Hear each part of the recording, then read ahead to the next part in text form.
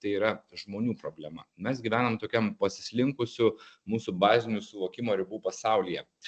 Šitame paveikslėlyje pieštame menininkės pavaizduota Baltijos jūra prieš maždaug 250 metų. Jeigu dabar mes nuvažiuojam prie Baltijos jūros, tai matom, kad ten yra vandens, ten yra kažkokių tai vandens paukščių, bet gyvybės, net ir patys žvejai sako, kad nyksta apskritai žuvis Baltijos jūroje. Tai prieš 250 metų Baltijos jūra buvo labai gyva. Čia buvo tokių gyvūnų kaip jūrų kiaulės, tie į delfinus panašus gyvūnai iki 2 metrų ilgio užaugdavę.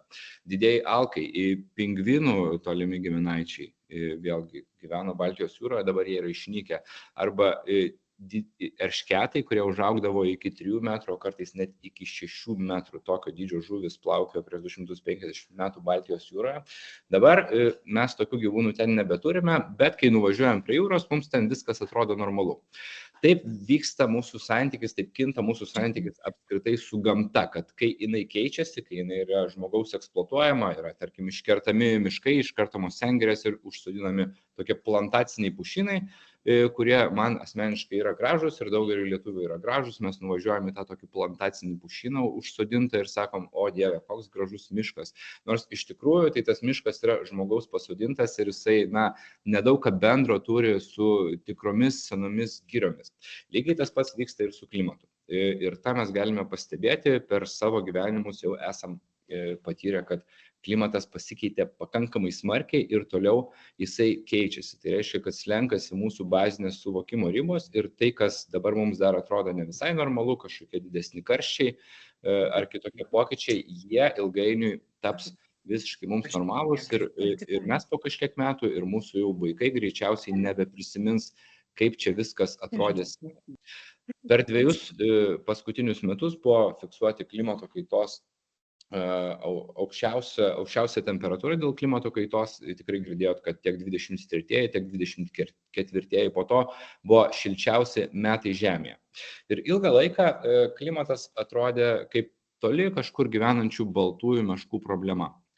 Tikrai esate matę baltųjų meškų nuotraukų, jos buvo kokių 30 metų rodomos. Baltusios meškos, tirpstantis ledynai, krenta ledynai į vandenį ir buvo kalbama apie tai, kad tikrai Arktyje tirpsta ledynai, prastai tom baltosiom meškom, jos išnyks iki maždaug 2100 metų ir taip ir bus, nes jos tirpstant ledui nebeturi galimybės susigauti grobio.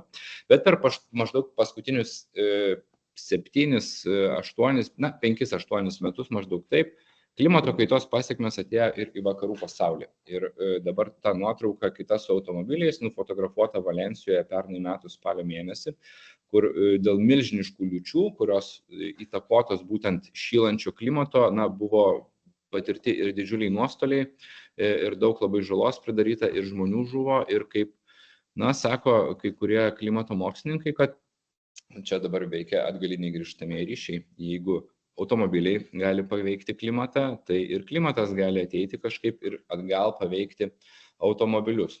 Žodžiu, kažkada tai atrodė, kad klimato kaita yra tolimų kraštų problema, kai tuo metu dabar jinai tapo vis artimesnė mums, vis artimesnė tam vakarų pasauliui, tiek Jungtinėms valstijoms, tiek Europai. Stichinių nelaimių Europoje per paskutinius keletą metų labai smarkiai padaugėjo ir jos labai brangiai kainuoja. Kainuoja tiek žmonių aukų neišvengiama, tiek patys finansiniai nuostoliai yra didžiuliai.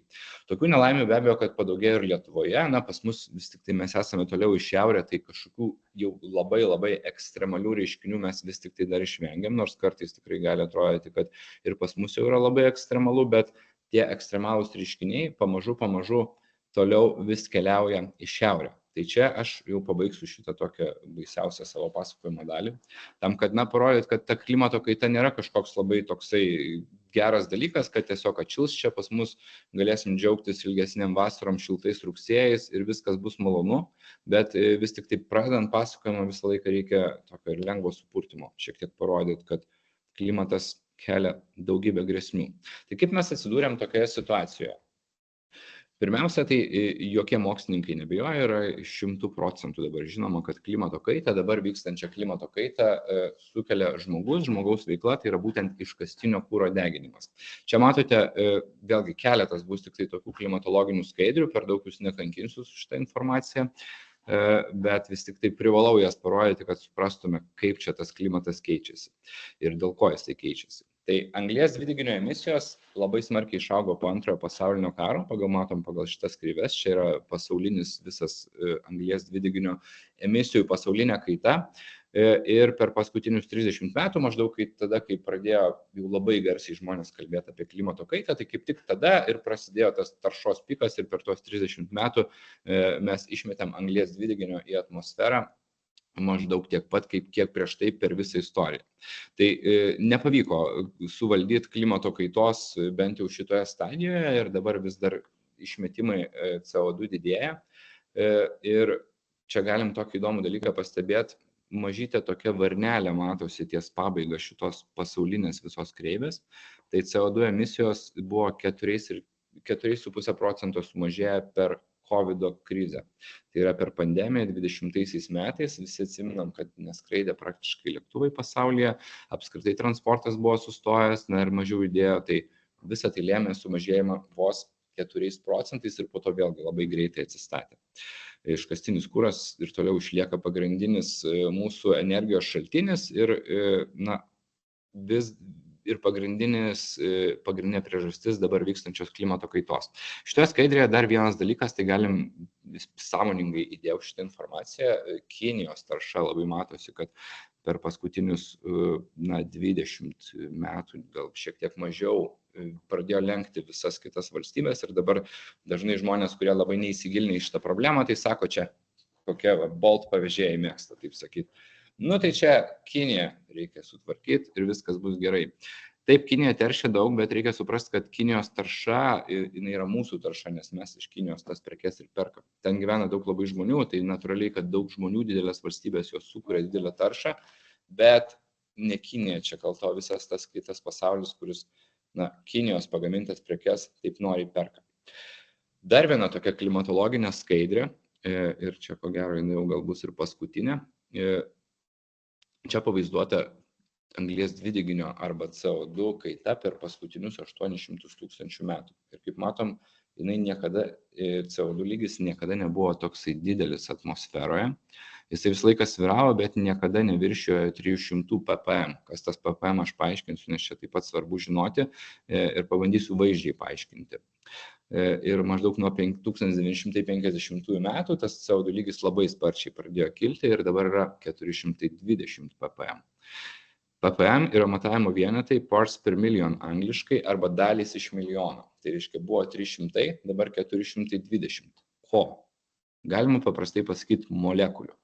Jeigu ore yra milijonas molekulių deguonies, azoto, kitų medžiagų ir yra 300 molekulių anglies dvideginio, tai dabar nuo 1950 tas padidėjimas pasiekia 420. Buvo 300 molekulių, dabar yra 420 molekulių.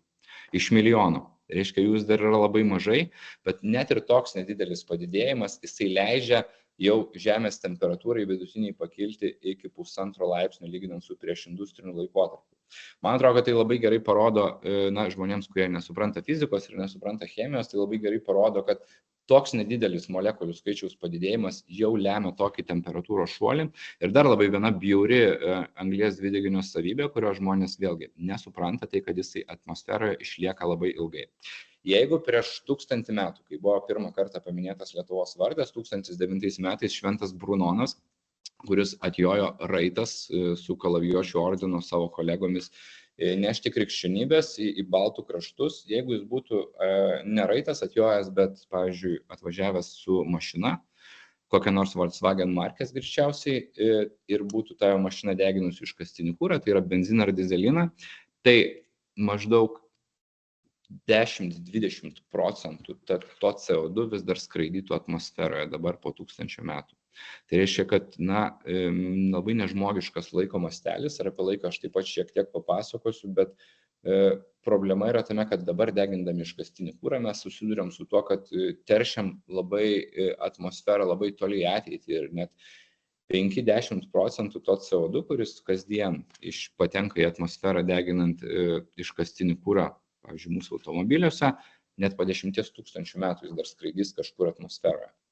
Ir tam CO2 daugėjant ir kaupiantis, mes turim vis šiltesnius ir šiltesnius laikotarpius ir jeigu pažiūrėtume šitos skaidrės pabaigoje, kur yra jau temperatūra globali priartėjusi prie 1,5 laipsnio, tai paskutiniai 2 metai labai šilti, na ir prieš tai maždaug jau kokių 10 metų buvo ta temperatūra pakankamai aukšta, tai kaip tik ir yra tas laikotarpis, kai pradėjo daugėti tokių jau labai matomų ekstremalių reiškinių, nes čia Valensijos tie potviniai buvo tik vienas reiškinys, jų buvo dešimtis visame pasaulyje ir Europoje, labai daug skirtingose šalise ir Jungtinėse valstijose, ir gaisrai, ir sausros, ir potviniai, na, žodžiu, tokių ekstremalių reiškinių daugėja ir jų ganėtinai sparčiai daugės ir toliau. Lietuvoje mes čia gyvenam vis tiek. Pamirštam, kad toli šiauriai gyvenam, mums čia atrodo normalu, bet iš tikrųjų mes esam šiauriečiai ir pas mus ta klimato kaita ateina gerokai lėčiau, nors mūsų klimatas labai smarkiai sušilęs, taip pat mes tą pastebim, praktiškai, na, rekordai iš temperatūros pasitaiko vos ne kiekvieną mėnesį, bet vis tiek pas mus dar tas didysis karštis atkeliauja pakankamai retai. Tai klimato kaita kartais vadinama kaip tobula problema. Mes niekaip negalim sustoti deginti iškastinio kuro, na ir negalim jo sustoti deginti ne todėl, kad nenorim. Nes žiūrėkit, jau kaip minėjau, 30 metų kalbam apie klimato kaitą, iš tikrųjų tai daugiau, jau 45 metus kalbam, bet 30 metų jau stengiamasi kažką tai dėl tos klimato kaitos suvaldymo apčiuopiamo daryti, bet niekaip mes negalim to iškastinio kuro nustoti deginti. Na, taip yra todėl, kad mūsų civilizacija visa suformuota iš esmės iškastinio kuro teikiamos pigios energijos ir mes turim dėkingi būti tam iškastiniam kurui, kad mes tą pigią energiją turėjom. Na, jeigu mums patinka šiuolaikinis gyvenimo būdas, tai be iškastinio kuro mes greičiausiai nebūtume čia atsidūrę, nes jisai leido nuo pat 19 amžiaus vidurio, iš pradžių anglis, vėliau nafta prisijungė, vėliau gamtinės dujos, leido mums turėti daug pigios energijos ir pasigaminti daug daiktų, na, ir mokslui vystytis tuo pačiu, ir technologijom vystytis, ir viskam, ką mes turime šiuo metu. Netgi jeigu pasižiūrėtume po savo kambarį, kur jūs dabar esate, tai didžioji dalis daiktų, praktiškai visi daiktai, mūsų drabužiai, visi baldai, viskas yra pagaminta naudojant iškastinio kuro energiją. Labai nedaug dar mes turim tos žaliosios realios energetikos, jos yra, bet, na, pasakyti, kad kažkoks šitas daiktas pagamintas 100% tvariai mes dar negalime, praktiškai viskas yra sukurta vis dar naudojant iškastinio kuro energiją. Taigi mes esam, na, tokie priklausomi, kartais kažkas tai juokauja, kad mes tokie truputį iškastinio kuro narkomanai ir niekaip negalim nuo jo atsitraukti. Nieko keisto, nes, na, šiuolaikinis pasaulis sugriūtų, jeigu mes dabar nustotume deginti naftą ir dėl to tas judėjimas link žaliosios energetikos, jisai toks lėtas, jis kartais toks skausmingas, yra daug prieštaraujančių jam, nes jiems tai lyg ir neapsimoka, bet kaip pabandysiu parodyti, kad vis tik tai yra būtina. Kaip tobula problema klimato kaita atsiskleidžia ir kai kalbam apie laiką, apie laiko suvokimą, nes žmogaus laikas ir klimato laikas yra labai skirtingi dalykai. Mes kaip žmonės dažniausiai priimam sprendimus, na, artimiausioms dienoms, planuojams metams, planuojam kažkokius dalykus dešimtmečiams į priekį, bet iš esmės mums vis tiek visą laiką yra svarbiau dabarties patogumas ir ateities rizikos kažkur tai atrodo, kad mes jas kažkaip išspręsim. Ir mes neturim tokio evoliucinio mechanizmo, kaip reaguoti į tos tolimos ateities grėsmes. Iš esmės mūsų protėviai, jie gyveno, na, kažkur tai labai daug laiko leido gamtoje, kur buvo labai daug trumpalaikių pavojų, plėšrūnai, jie neturėdavo ką valgyti ar kažkokios tai, na, gamtos reiškiniai, šaltis, karštis ir jie iš esmės buvo linkę vis laik spręsti tas trumpalaikės problemas. Tuo metu, kai mes kalbam apie klimato laiko skalę, tai pokyčiai čia matuojami dešimtmečiais ir netgi šimtmečiais. Toks jau nežmogiškas laiko mastelis. Mes linkę galvoti trumpais laikotarpiais, o klimato kaita, netgi ta dabartinė, kuri vyksta, kaip mokslininkai sako, be precedenčių greičių, jinai žmogaus tam suvokimo masteliu, jinai vis tiek yra pakankamai lėta. Ir dėl to, na, atsiranda ir skepticizmas, ir prieštaravimai, netikėjimas, nes klimato kaita kaip tobula problema, jinai yra tiesiog labai sudėtinga. Ir dėl to šitą dalį tokią netrumpą ir pasiėmiau jums papasakot prieš pereidamas prie tvarumo temos ir tvarumo praktikų, tam, kad aš manau, kad jeigu mes nesuprasim, kas yra klimato kaita, tai mes nesuprasim apskritai, kam reikalingas tas visas tvarumas, tie pokalbiai apie tvarumą, ta žalioji energetika ir daugelis kitų dalykų, kurie vyksta dabar mūsų visuomenėje. Tai klimato kaita yra tokia nepatogi, nes mes turim priimti sprendimus šiandien, o jų pasiekmes bus tik po 20-50 metų. Netgi dabar, jeigu mes nustotume deginti visiškai iškastinį kurą, va rytoj tiesiog visi imtų, susitartų arba išrastų koks nors dirbtinis intelektas visiškai naują energijos šaltinį, tai klimatas šiltų dar 20-50 metų maždaug, nes klimatas yra labai inertiškas. Tai tie, kas nori klimato kaitos, yra tikrai tokių žmonių, ypač gyvenant Lietuvoje, kur visi trokšta šilumos, tai nebijokit, klimato kaitos netgi jokiomis priemonėmis dabar nepavyktų sustabdyti iš karto. Dar kokiu iki 50 metų, jeigu visi pereitume prie absoliutaus tvarumo, iki 50 metų klimatas dar vis tiek šiltų. Tam tikrą prasme tai yra nelabai gera naujiena. Tai vis tik sukuriam tokį paradoksą, kad kai kalbam apie klimato ir žmogaus laiką, kad turim veikti dabar, nors tą grėsmę vis dar jaučiam ne visi ir jinai išryškės tik tai vėliau, kaip ir sakiau, kad pietų kraštuose klimato kaita juntama labiau, tenais neša didesnius nuostolius, kaip toj Portugalijoje, kur automobilius lietaus sukeltas potvynis sugeba suversti į tokias siaubingas krūvas, ir Lietuvoje, kur pas mus tik tai sniego būna mažiau, nestabili žiema, būna stipresnių audrų vasarą, kenkėjų daugėja, daugybė vyksta dalykų, bet jie dar nėra tokie kritiniai, dar vis tik tai lietus automobilių pas mus čia nevarto ir tokių potvynių nesukelia.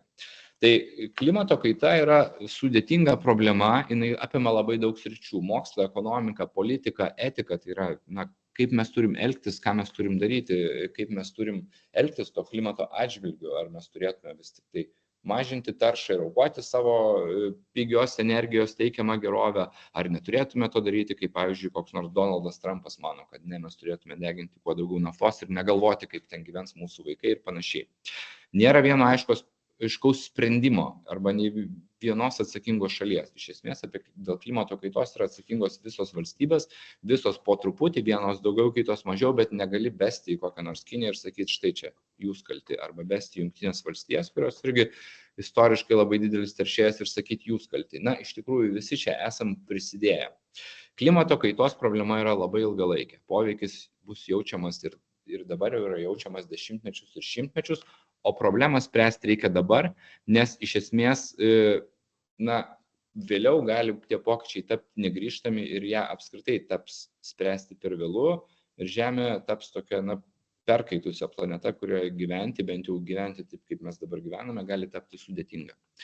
Globali labai problema. Skirtingos šalis jaučia poveikį nevienodai. Vienoms klimato kaita lyg ir teikia kažkokią trumpalaikę naudą, tarp jų ir Lietuvai. Mes esam šalto klimato šalis, tai pas mus, kad kurį laiką yra šilčiau ir kažkiek šilčiau lyg ir atrodo, kad naudinga.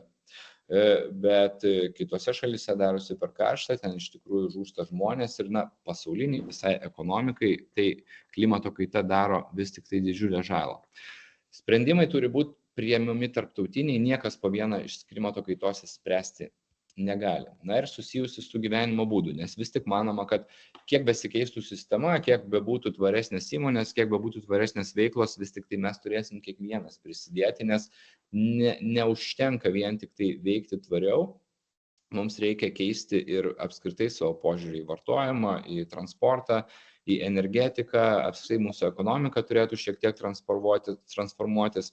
Ir tie didžiuliai pokyčiai, kurių reikalauja tvaresnis gyvenimo būdas, natūralu, kad kelia pasipriešinimą iš žmonių ir jie ne visi nori prisidėti, tiksliau sakant, didelė visuomenės dalis nelabai nori prisidėti. Ir taip elgdamiesi, neprisidėdami prie klimato kaitos sprendimo, mes tarsi skolinamės kažką tai iš savo vaikų.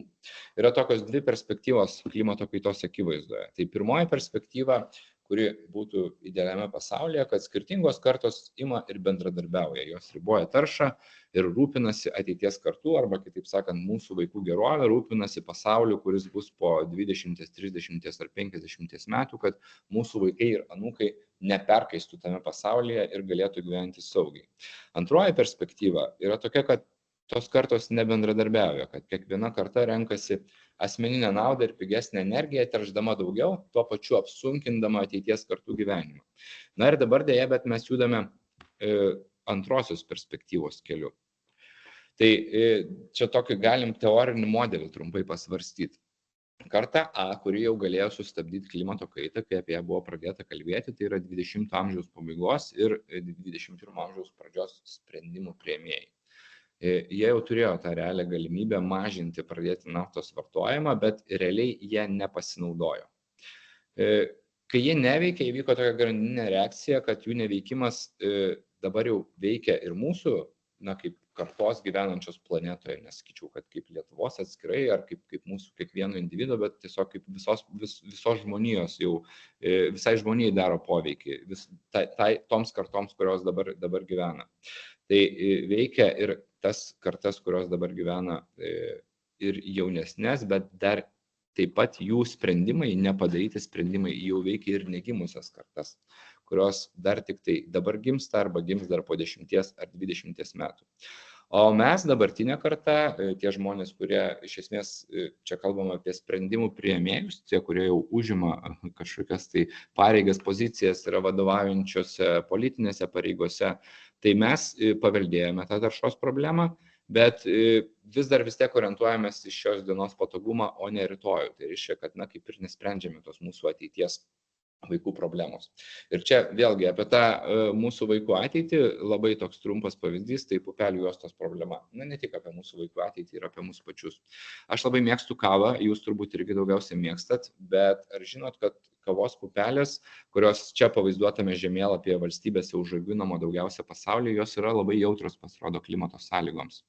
Ir manoma, kad iki 2050 metų apie pusę šitų teritorijų taps nebetinkamos kavos auginimui. Taip bus dėl to, kad kavos pupelėms dalį laiko turi būti tam tikra drėgmė, tam tikra temperatūra, tam tikras debesuotumas ir keičiantis klimatui, tiesiog tos sąlygos keičiasi.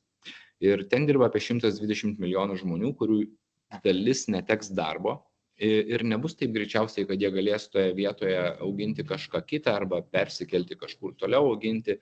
Greičiausiai, kad apskritai tos teritorijos taps nelabai kažkam tinkamos auginti, nes dėl karštesnio ir sausesnio klimato jos tiesiog gali būti nebepanaudojamos žemės ūkiui.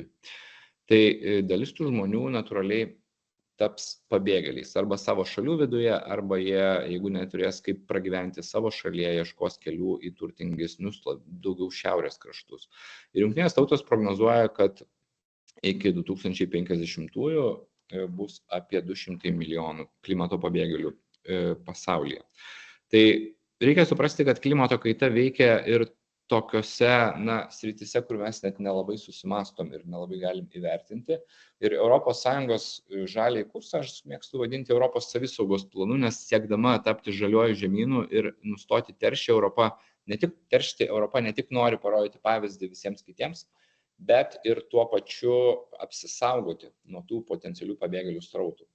Tai kalbant apie klimato kaitą, reikia suprasti, išsinešti bent jau šito mano pasakojimo tokį vieną dalyką, kad tai nėra mokslo kažkokia tai problema. Tai yra iš esmės žmonių problema ir už tos problemos slepiasi labai konkrečių žmonių istorijos. Čia dvi tos nuotraukos yra ne Lietuvoje fotografuotos, kitos 3 tai yra Lietuvoje. Tai yra štai vyras automobilyje su šeima įstrigęs poplūdžio, stiprios liūties sukeltame tokiame poplūdyje ar potvynyje. Ir ant automobilio užgriuvęs medis, čia Kaune šitą nuotrauką daryta. Tai klimato kaita dar netokiais ekstremaliais, reiškia, namų dar negriauna, bet jau yra atkeliavusi ir pas mus, ir per artimiausius 5 metų mes pamatysim dar pačių įvairiausių reiškinių. Ir tas keistumas jos, tai kad mes turim veikti dabar, užsiimti tvarumu. Nes tvarumas yra problemos sprendimas iš esmės. Tai tam, kad mes norėtume užsiimti tuo tvarumu, mes pirmą turim suprasti, kaip ta klimato kaita veikia. Tvarumas turi daug apibrėžimų. Čia toks vienas teorinis, kad tai yra balansas tarp aplinkosaugos, valdysenos ir socialinės gerovės. Man labiau patinka neformalus tokios mokslininkės tvarumo apibrėžimas, kad tvarumas tai yra klestintis gyvenimas. Nežeisti savęs ir nežeisti aplinkos. Galim šiek tiek, kol aš atsigersiu vandens, keletą sekundžių pagalvoti apie tą klestintį gyvenimą. Ką reiškia nežeisti savęs ir nežeisti aplinkos.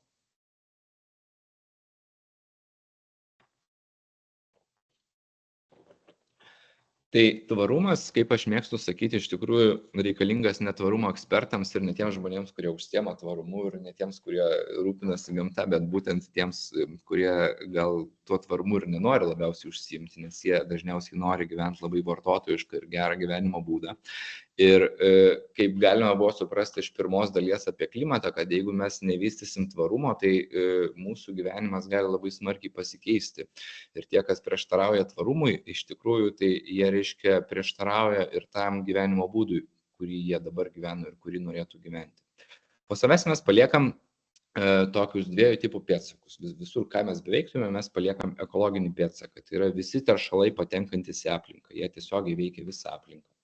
Ir anglies pėdsakas. Anglies pėdsakas tai yra susijęs su ta visa pirmąja dalim, su klimato kaita, tai yra anglies dvideginio ir kitų šiltnamio efektą sukeliančių dujų išmetimai.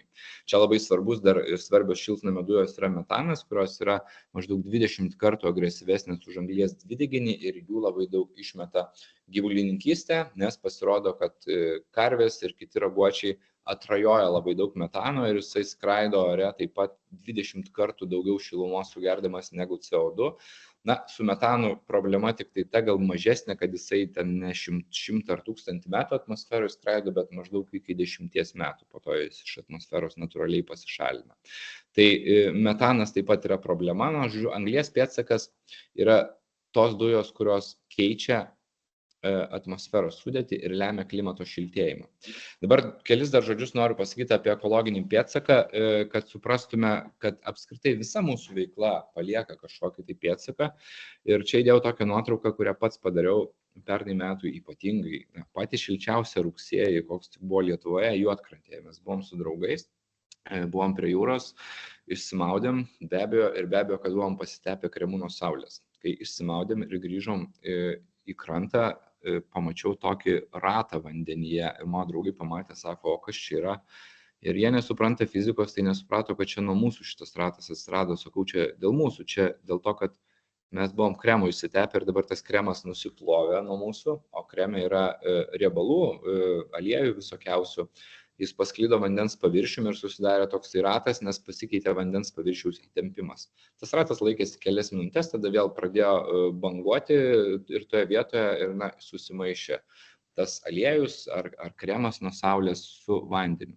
Tai mes palikom net ir šitoj situacijoje kažkokį ekologinį pėdsaką. Na, aš nesakau, kad čia gerai ar blogai, dabar tas mūsų ekologinis pėdsakas išsimaudžius vandenyje ir pasklidus tom kremo likučiam po vandenį. Seniau būdavo tie kremai pavojingesni, jie kenkdavo ir žuvims, ir koraliniams rifams galėdavo kenkti, dabar lyg ir jau tų pačių pavojingiausių medžiagų juos nededa, bet reikalas tas, kad mes paliekam visą laiką kažkokį tai ekologinį pėdsaką, ką bedarytume.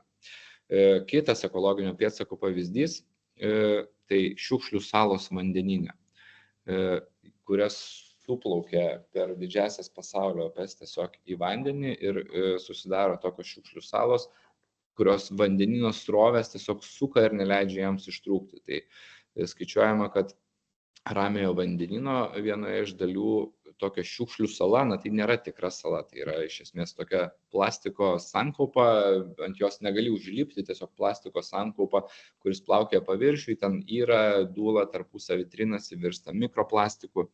Ir tos šiukšlių salos, tos šiukšlių salos Ramiajame vandenyne dydis siekia apie 3 Prancūzijų plotą, tai yra apie 27 Lietuvų dydį. Tai čia yra ekologinis pėdsakas ir jisai, aš pasakoju tai dėl to, kad mes šiek tiek atskirtume, kas yra anglies pėdsakas ir ekologinis pėdsakas. Tai visos šiukšlės, visa plastiko tarša yra didelė problema ir tuo reikia rūpintis, bet tai nelabai susiję konkrečiai su klimato kaita ir su klimatu. Jeigu pažiūrėtume, kiek mes, kokios sritys Lietuvoje daugiausiai teršia šiltnamio efektą sukeliančiomis dujomis, tai pamatytume, kad tai yra transportas, energetika, žemės ūkis ir pramonė. Tuo metu mes labai dažnai matom žmonės, kurie ateina, pavyzdžiui, atvažiuoja su miesto visureigiu į parduotuvę, apsipirkti ir atsineša daugkartinį maišelį ir galvoja, kad jie už tai prisidėjo prie tvarumo kažkokio labai smarkiai. Taip, jie prisidėjo prie plastiko mažinimo, prie atliekų mažinimo, bet kaip matom, atliekos šiltnamio efektą sukeliančių dujų srityje sudaro tik tai 4%. Tai yra labai nedaug, vis tik daugiausia teršia transportas, energetika ir tai, ką mes valgom ir tie daiktai, kuriuos mes perkam. Tai fokusas ne visai teisingas kalbėti apie plastikinį maišelį ir galvoti, kad tu jau prisidedi prie klimato apsaugojimo. Ir čia yra toks nepatogumas, aš čia sąmoningai miniu šitą atvažiavimą automobiliu į prekybos centrą ir plastikinį maišelį, nes tada atrodo, kad mes čia kažkaip paprastai ir pigiai galime išsisukti, mažus labai žingsnelius darydami. Bet klimato kaita yra bjaurus ir nepatogus procesas ir tradiciniai anglies pėdsako mažinimo būdai, tai yra anglies švelninimo būdai, jie yra tiesiog žmonėms nepakeliami ir dėl to jie net nenori galvoti apie tą klimato kaitos švelninimą. Jie skamba taip: vartoti mažiau energijos. Tai pagrindinis yra toks vienas iš pagrindinių anglies pėdsako mažinimo būdų arba apskritai mažiau vartoti. Kai mes gyvenam pasaulyje, kur visi nori vartoti kuo daugiau. Na, ir savo galim tą pripažinti ir pasižiūrėję, kas vyksta aplink, iš tikrųjų žmonės veržiasi vartoti kuo daugiau, nes tas vartojimas lemia mūsų statusą, mūsų gyvenimo kokybę ir apskritai dažnam yra tiesiog gyvenimo tikslas vartoti kuo daugiau. Keisti mitybos įpročius, tai yra nevalgyti mėsos, o ypač jautienos. Taip, vėlgi yra toks klasikinis klimato švelninimo metodas, tai sako, taip grubiai paėmė ir nevalgykite tiesiog mėsos. Kas iš karto sukelia atmetimo reakciją, nes mėsa yra tradicinis patiekalas, bent jau Lietuvoje, ir daugelį kraštų, galbūt išskyrus kažkokius budistinius kraštus. Ir žmonės nori valgyti tą mėsą ir jie neketina jos atsisakyti. Tai vėlgi toks pasiūlymas dažniausiai sukelia atmetimą. Na ir keliauti tvariai. Tai yra važinėti viešoje, atsisakyti automobilio, ypač neskraidyt, nes lėktuvai labai smarkiai teršia. Tai šitas toks anglies pėdsako mažinimo būdas taip pat žmonėms sukelia atmetimo reakciją, nes daugelis tik ir žiūri, kaip čia kur išskridus, kaip čia kur nuvažiavus toliau, kaip čia pakeliavus, kaip čia, kitaip sakant, sukūrus tą anglies taršą ir pašildžius šiek tiek klimatą, bet kadangi mes kaip ir visi tą darom, tai niekas iš principo vienas nėra kaltas ir kiti sako, kad apstai vienas žmogus negali čia nieko prisidėti. Aš manau, kad vienas žmogus kaip tik gali prisidėti, nes mes galim ne tik sumažinti savo taršą ir jausti mažiau kalties ir žinoti, kad mes tai jau padarėm tai, ką galim dėl tos mūsų vaikų ateities ar planetos, kurioje gyvens mūsų vaikai. Bet mes galim tai daryti labai smagiai. Ir tam aš sukūriau slaptasias tvarumo praktikas. Slaptosios jos dėl to, kad jos neskirtos konkrečiai kažkokiems tai tvariems veiksmams. Analizuodamas savo gyvenimą, aš supratau, kad aš gyvenu pakankamai tvariai, bet daugelis tų veiklų, tų mano tvarių veiklų, jos neatsirado dėl to, kad aš norėjau būti tvarus. Jos atsirado dėl to, kad aš tiesiog pasirinkau tokį gyvenimo būdą, kad man taip gyventi atrodė įdomiau, taip gyvendamas aš siekiau savo naudos ir dėl to pavadinau tas praktikas slaptosiomis tvarumo praktikomis. Tai yra, kad kažkokius veiksmus, kuriuos mes atliekam siekdami labiau naudos savo, bet kaip šalutinis efektas to yra didesnis tvarumas ir mažesnė mūsų tarša ir šiuo atveju mažesnė tarša, mažesnis ne tik anglies pėdsakas, bet ir apskritai, kaip pamatysit daugelį atvejų, mažesnis ekologinis pėdsakas. Ir pirmoji slaptoji tvarumo praktika, aš ją vadinu sportuok nesportuodamas. Mes esam sėdinti visuomenė. Gydytojai sako, kad mes turim labai daug sveikatos problemų, nes patys jas susikūrėm iš esmės dėl to, kad judam per mažai. Mes mėgstam judėti po miestą tokiu mūsų namų tęsiniu automobiliu, kur yra tokia sofutė, foteliukas tiksliau taisytas ir mes mėgstam tam foteliukę po miestą judėti. Kas yra labai smagu ir labai patogu, bet iš esmės mūsų kūnas, mūsų biologinis kūnas, mūsų kaip gyvūno kūnas, tai tikrai mums už tai nedėkoja. Dėl to aš siūlau įtraukti tokią sportavimo nesportuojant praktiką į savo kasdienybę. Tiesiog vaikščioti daugiau tada, kai mes galime. Rinktis laiptus, o ne liftą. Aš gyvenu 3. aukšte. Čia yra senamiesčio namas, bet jis yra renovuotas ir yra liftas. Ir čia yra aukštos lubos, tai pakankamai aukštai tas 3 aukštas ir aš visą laiką vaikštau pėsčiomis, bet sutaupau energijos. Vienas tas lifto pasikėlimas, jisai maždaug pusę tiek, kiek telefoną pakrauti energijos sunaudoja. Pakankamai daug. Bet aš vaikštau iš esmės ne dėl to, kad čia labai daug tos energijos sutaupyčiau, bet dėl to, kad jaučiu, kad kiekvieną kartą užlipdamas keletą kartų per dieną, aš tiesiog šiek tiek pasportuoju, įtraukiu tokį, kaip būna užkandukai, kokie nors sausainukai, tai aš tokį sportinį sausainuką suvalgau užlipdamas. Aišku, nemalonioji dalis ta, kad ateina vis tiek sąskaita mėnesio gale kokių 17-18 eurų už liftą ir aš nors jo beveik nesinaudoju, bet turiu sumokėti, bet mano kūnas, aš pats tai tikrai jaučia to palipimo liftu naudą. Vėlgi žmonės ieško, pavyzdžiui, prie prekybos centrų kuo arčiau durų, kur sustoti. Ir suka ten ratus, šitą dažnai pastebiu, man tai labai juokinga, nes aš tai, kai dar turėjau automobilį, arba dabar būna kartais, kad esu išsinuomojęs, jeigu turiu daug reikalų, tai aš mėgstu tiesiog nusimesti ten tuščiausioje vietoje ir pereiti tą stovėjimo aikštelę, nes aš žinau, kad tie papildomi 100 ar 200 žingsnių yra man pačiam naudinga. Galima pakviesti draugą pasivaikščioti, o nebūtinai į barą ar į kažkokią tai vietą, kur mes turėsime dar ir susimokėti už tai, kad esame. Patikėkit, pokalbiai vaikštant kažkur parke ar už miestų yra daugybė visokių pažintinių takų, bent jau aplink Vilnių ir aplink kitus miestus.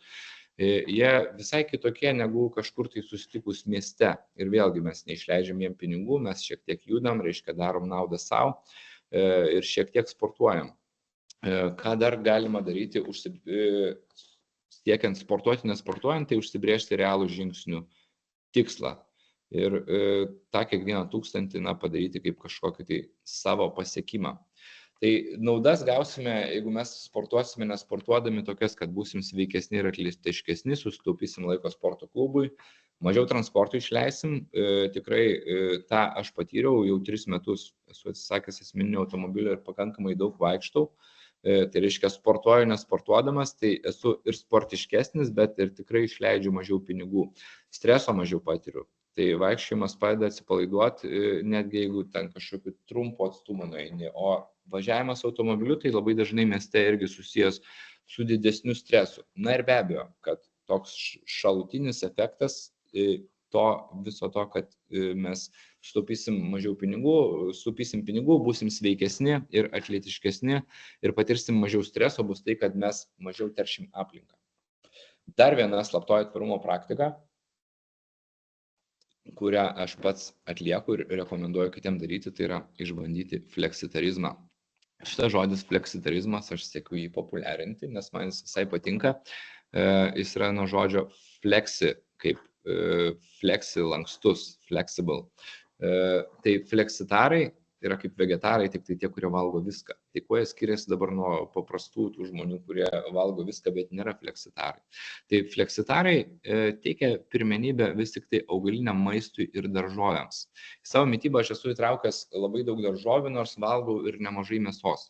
Bet, pavyzdžiui, beveik niekada neperku jautienos, nors jeigu yra ta jautiena kažkur tai svečiuose, ar man pagamina tėvai tokį patiekalą, tai aš su malonumu tą jautieną suvalgau, o kartais net ir nusiperku kokį nors burgerį su jautiena, nes nemanau, kad mano vieno čia ta nuodėmė galėtų čia jau tiesiog sugriauti pasaulį, bet iš esmės savo kasdienybei aš renkuosi valgyti kuo daugiau vegetariško maisto arba augalinio maisto ir ypač daržovių ir gaunu iš to labai daug naudų ir tuo pačiu prisidedu prie klimato kaitos valdymo ir mažesnės taršos.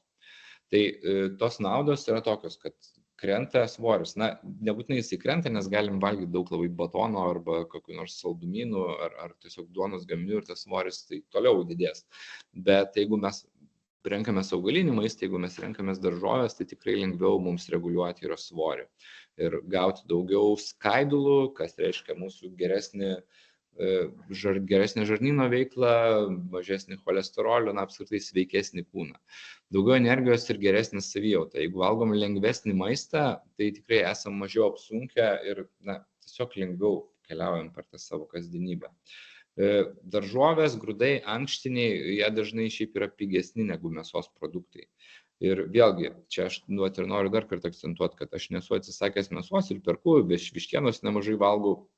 kartais kiaulieną gaminuosi, moku visai neblogą šašlyką pagaminti, bet nesiorientuoju vien tik tai į mėsą ir kai pradėjau tą daryti, tai pastebėjau, kad tikrai mano savijauta keitėsi ir keitėsi į gerąją pusę. Ir dar yra toks dalykas, kurio sudėtinga įvertinti, tai yra mūsų visa kraujagyslių veikla, kurios mes nematom, bet kurios po truputį nuo to riebaus maisto, kuris būdingas ypač Lietuvoje, su daug cholesterolio, nuo perdirbto visokio maisto, visokių burgeriukų, sumuštinukų, kad mūsų visos kraujagyslės užkalkėja ir mokslas tai sako, kad valgydami daugiau augalinio maisto mes tikrai tampame sveikesni. Tai mes gaunam daugybę naudų ir tiesiog vien galvodami apie save galim norėti valgyti daugiau daržovių, bet tuo pačiu ta nauda, kurią mes sukuriam aplinkai, būdami tvaresni, taip pat yra labai didelė, nes būtent mėsos ir jautienos industrija yra vienas pagrindinių klimato teršėjų. Dar viena slaptoji praktika, vėlgi susijusi su transportu, tai aš siūlau išskaidyti savo transportą. Kai mes esame automobilio vairuotojai, mes dažnai mokam paskolą, pavyzdžiui, už tą automobilį ir esame įsipareigoję išlaikyti ir mes turim vežioti savo vaikus į darželį ir turim nuvežti savo partnerį kur nors, ar turim šiaip, tiesiog greitai kažkur tai judėti. Mes taip prisirišam prie automobilio, kad atrodo, kad mūsų gyvenimas sugriūtų, jeigu vieną dieną net jo neturėtume. Tai aš siūlau kažkaip pamastyti, kad gyvenimas greičiausiai nesugriūtų, jeigu mes vieną dieną praleistume be automobilio ir paieškoti kažkokių tai būdų, kaip mes galėtume nuo jo sąmoningai bent vienai dienai per savaitę pabėgti. Kartais galbūt mes galim pabandyti viešuoju ir pasižiūrėti, kur tas viešasis veža nuo mūsų namų.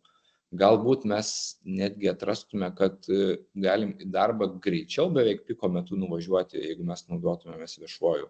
Ir tame viešajame galbūt mes atrastume, kad mums nereikės nervuotis stovint spūstyje, bet mes galime naršyti telefone, galime skaityti knygą, galime tiesiog žiūrėti pro langą ir atsipalaiduoti, vietoj to, kad vairuotume ir būtume spūstyje. Galim išbandyti, visą įmanomą transportą. Pavyzdžiui, tokį iššūkį savo įsikelti, kad vieną dieną, čia tiems, kas mėgsta eksperimentuoti, vieną dieną važiuosiu viešuoju darbą, kitą dieną pabandysiu dviračiu numinti, jeigu tokį turiu, arba nuvažiuoti paspirtuku, trečią dieną nueiti pėsčiomis ir pasidaryti tokią, patirčių savaitę ir pamatysit, ant kiek ta savaitė taptų spalvingesnė jūsų gyvenime, jeigu jūs priimtumėte tokį sprendimą ir pabandytumėte tai bent vienai savaitei išskaidyti transportą. Ką aš dar labai rekomenduoju visiems automobilių vairuotojams, tai kurie turi savo automobilį, tai nepagailėti kokių nors 5 eurų arba gal 10 eurų ir išsinuomoti elektromobilį. Gyvenantiems Vilniuje tai neturėtų būti sudėtinga, nes yra elektromobilių dalinimosi paslauga ir pabandyti pavairuoti elektromobilį tiesiog ir pajausti, kaip smarkiai skiriasi vairavimas elektrinio automobilio nuo įprasto automobilio. Ir be abejo rekomenduoju trumpesnius atstumus tiesiog pabandyti eiti pėsčiomis, kaupti tuos savo žingsnius ir pamatyti miestą šiek tiek kitų kampų. Tai mes tikrai tapsim laimingesni, jeigu išskaidysim savo transportą. Fizinis aktyvumas neabejotinai siejamas su daugiau energijos visai dienai ir tokiu aktyvesniu laimės jausmu. Mažiau išleidžiam, tai dažnai, kai mažiau išleidžiam, mes galim nusipirkti kažką kitą, tai vėlgi, žmonės dažnai nusipirkimas kažkokių tai paslaugų, ypač ne daiktų, nes daiktų pirkimas tai jau vėl vestų prie didesnės taršos, lemia didesnį kažkokį pasitenkinimo jausmą gyvenimu. Galima atrasti miestą visai kampu. Supraskit, kad kai važiuojat automobiliu, tai miestų jūs tikrai nepatiriat. Jūs patiriat tik tai gatves. Miestai įmanoma patirti tik tai judant lėčiau šiek tiek ir nejudant gatvėmis, bet judant šaligatviais, dviračių takais ar tiesiog kertant kažkur tai per parkus ir panašiai. Ir tyrimai rodo, kad taip, tie, kurie į darbą atėjo pėsčiomis arba atvažiavo dviračiu, yra laimingesni nei tie, kurie važiavo automobiliu. Čia vieno tyrimo nuorodą įdėjau, bet yra net ne vienas toks tyrimas darytas. Dar vienas dalykas, kuris mums leidžia tapti tvaresniais ir kuris atrodo, kad labai toli nuo tvarumo yra, tai yra suvaldyti FOMO jausmo. FOMO arba Fear of Missing Out, tai yra baimė praleisti. Čia toks psichologinis fenomenas, kai mes labai daug laiko leidžiam ekranuose ir stebim, kaip kiti žmonės ten gyvena. Tose ekranuose keliauja kažkur šiltose kraštuose ar kažką tai veikia labai įdomaus. mes galim pastebėti, kad mūsų pačių nuotaikėlė tai krenta, nes mes atrodo, kad labai nuobodžiai gyvenam ir nieko gero neveikiam. Ir tikrai galite pastebėti, kad jeigu labai daug laiko praleidžiat socialiniuose tinkluose, tai kažkodėl jaučiamės pavargę ir nelabai patenkinti gyvenimu. Tai sumažinus socialinių tinklų naudojimą, mes sumažinsime savo tą FOMO arba baimę praleisti. Iš esmės mes tiesiog suprastum, kad nieko nepraleidžiam, bet galim džiaugtis tuo, ką turim, savo kasdienybėje. Na, aš turiu pripažinti, kad iš visų šitų slaptųjų tvarumo praktikų man šitą yra pati sunkiausia, nes socialiniai tinklai, jie taip sukonstruoti, jie taip sukurti, kad mes norėtume juose būti ir jie tikrai labai veikia mūsų visą malonumo ir to laimės hormono dopamino sistemą, bet vis tik tai įmanoma kažkiek tai nuo to atsitraukti ir suvaldyti tą baimę praleisti. Ir suvaldę savo FOMO mes tikrai pajausim, kad mūsų pasitenkinimas gyvenimu didesnis, mažiau nerimo jausim ir iš kur čia atsiranda tvarumas gali būti klausimas. Tai mes greičiausiai patirsim mažiau bereikalingų išlaidų.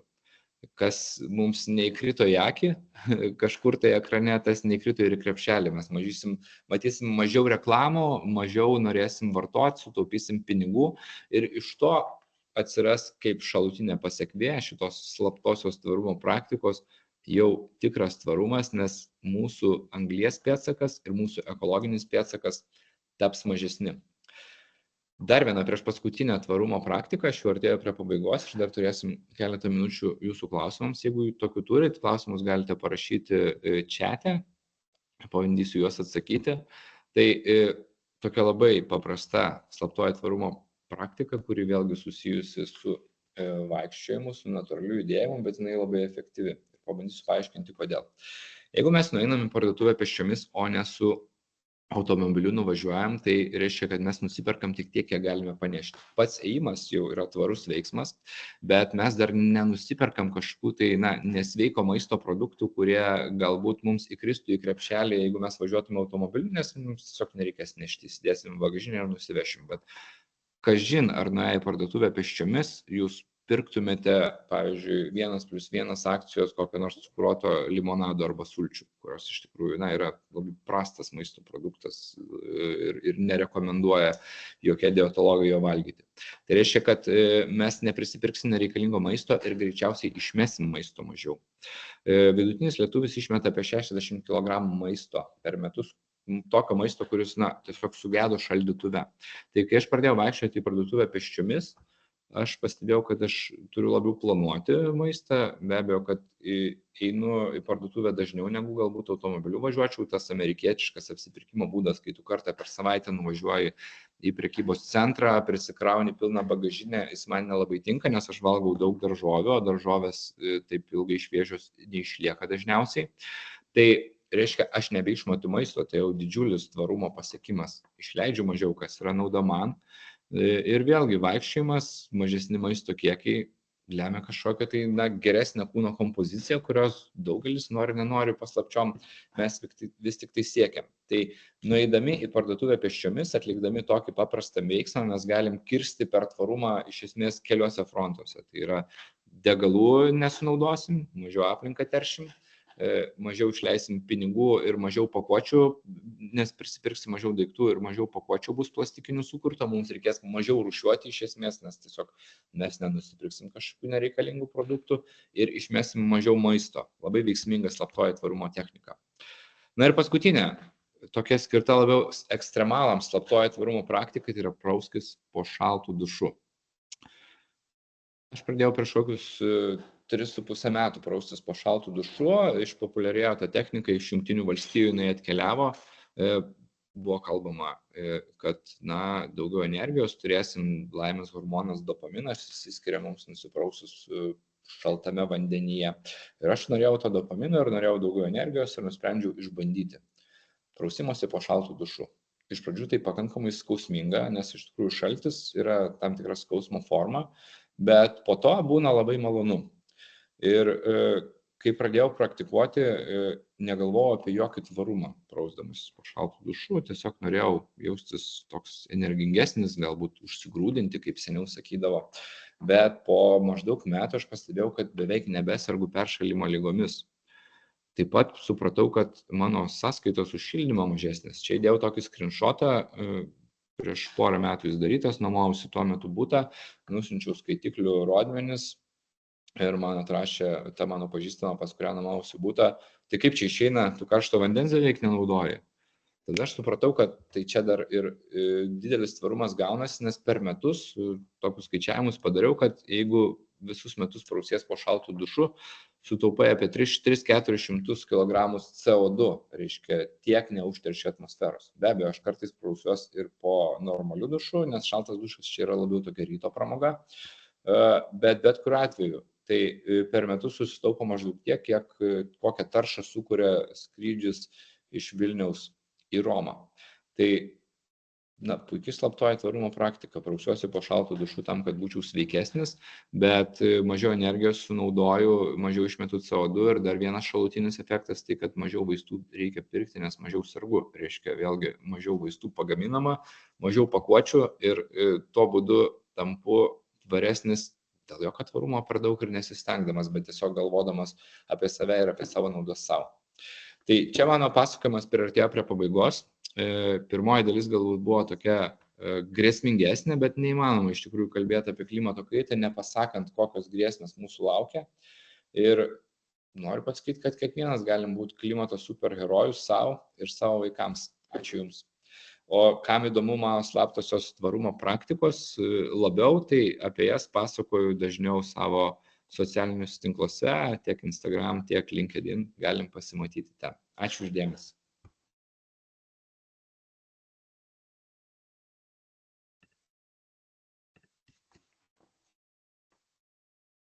Ačiū Silvestrai tau už paskaitą. Klausimų kažkaip nematau, tai nebent gal kažkas žodžiu nori užduoti. Arba gal norite pasidalinti, kokį iššūkį savo susigalvojate po Silvestro pasakojimų?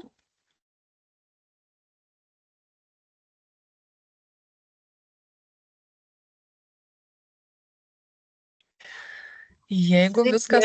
Aha, sveiki. Labai ačiū už paskaitą, beje, Jums, Silvestrai. Labai įdomu buvo paklausyti ypatingai tą praktinę dalį, nes visada ta teorija būna sudėtingiau suprantama. O šiaip iš visų tų praktikų, iš to, ką Jūs pats įgyvendinat ir darot, tai kuri Jums pati tokia geriausia, kurią tikrai visiems labiausiai rekomenduotumėt pradėti nuo kurios pirmos? Aš rekomenduočiau pradėti nuo tiesiog savo žingsnių skaičiaus padidinimo. Man atrodo, kad čia pagrindinis dalykas žmogui judėti natūraliai. Ir ne bėgimas, ne koks nors ten mums yra natūralus judėjimas, bet būtent žingsnių kiekis. Ir tai labai lengva padaryti, nes tai mes galim tokiais, visiškai paprastais būdais kartais palipti laiptais ir pastebėti, kad čia man širdis pradėjo plakti labai stipriai, jeigu aš ten į 3. aukštą užlipau. Reiškia, gal reiktų dažniau ten laiptais tais palaipiot. Arba nueiti kažkokius trumpus atstumus. Aš pažįstu žmonių, kurie eina, nežinau, cigarečių nusipirkti, važiuoja 300 metrų iki degalinės su automobiliu, nors jie galėtų paeiti tą atstumą, ar kažkur tai darbe iki spausdintuvo. Dabar žinau, kad ofisuose daromi spausdintuvai netgi pastatomi dažnai kažkur tai toliau, kad žmonės biškai pajudėtų. Čia tie ofisai taip daro, kurie savo darbuotojų sveikatingumu juda, tai rūpinasi. Tai paprasčiausia yra tiesiog daugiau judėti ir integravę daugiau to judėjimo į savo kasdienybę mes prisidėsim tikrai prie tvarumo, prie bendros tos tvarumo situacijos, labai apie tą tvarumą ir negalvodami. O be abejo, kad yra tokie klasikiniai būdai, labai paprasti, labai maži, tai mažiau naudoti, pavyzdžiui, vienkartinių indelių. Lietuvoje apie 40 milijonų vienkartinių indelių kavos naudojama. Turėti savo indelį kažkokį tai. Galų gale, aš nekalbėjau čia apie rūšiavimą, apie tokius dalykus, kurie man atrodo elementarūs, ieškau kažkokių įdomesnių čia tų praktikų. Tai siūlyčiau pradėti nuo vaikščiojimo, o kas mėgsta ekstremaliau, tai siūlyčiau išbandyti šaltą dušą. Bet taip ilgiau, keletą mėnesių po jo pabūti ir suprasti, kaip čia tas tvarumas veikia iš tikrųjų. Tai kitaip sakant, kadangi mes esam darželio bendruomenė labiau, tai jeigu dar orientuotis į vaikus, tai irgi siūlytume daugiau su jais vaikščioti ir patiem tėvam, aišku. Na, taip, tai be abejo, kadangi jūs darželio bendruomenė, tai vaikučiai dar yra maži, bet reikia suprasti, kad tas skiepijimas vaikams, kad ne tik tai automobiliu juos visur vežioti reikia ir tie, kas gali tai padaryti, galima galbūt netgi tą nuotykį su vaikais patirti skirtingo transporto. Aš tikrai žinau tėvų, kurie, mano sesė taip daro, veža savo dukrą su vyru pakaitom, jie su dviračiu į darželį, kai būna tam tinkamos oro sąlygos. Tai kodėl nepasidarius tokio iššūkio, kad išbandyti su vaiku skirtingą transportą, jeigu jis jau ne visai mažiukas, ir parodyti jam, ir kas yra tas autobusas, ir kas yra tas dviratis, ir kas yra nueiti pėsčiomis iki to darželio, jeigu tai nėra labai toli. Na, mano noras tai, kad žmonės išbandytų pačius įvairiausius dalykus ir iš tų įvairiausių dalykų kažkokį džiaugsmą gautų, o ne tik tai vis laik tokį vienodumą ir skubėjimą. Ačiū.